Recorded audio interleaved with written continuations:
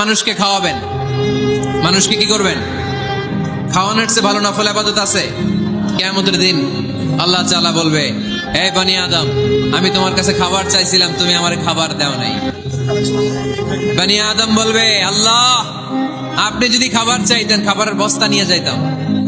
আল্লাহ তাআলা বলবেন, এই যে না খেয়ে থাকা পথ শিশুগুলো, শীতের রাতে শুয়ে থাকা না খেয়ে থাকা শিশুগুলো খাবার চেয়েছিল, তুমি খাবার দাও নাই, ওদেরকে খাওয়ালেই আমি আল্লাহকে খাওয়ানো হয়ে যেত।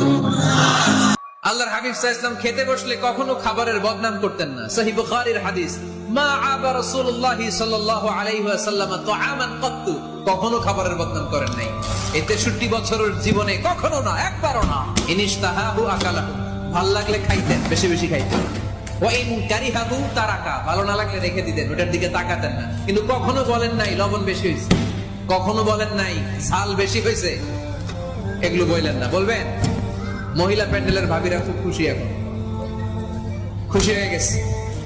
ভাবিদেরকে বলবো, আপনারাও আপনাদের সর্বোচ্চটা দিয়ে ভাইয়ের জন্য রান্না করে, যাতে ভাইয়ের খেতে কষ্ট না হয়, ঠিক কিনা? চেক এন্ড ব্যালেন্সের দরকার আছে না নাই? Islam is check and balance, very balanced religion, খুবই ভারসাম্যপূর্ণ জীবন ব্যবস্থা। খাবারের বদনাম করবেন না, খাবেন, খাওয়ার শেষে শুকরিয়া করবেন কার?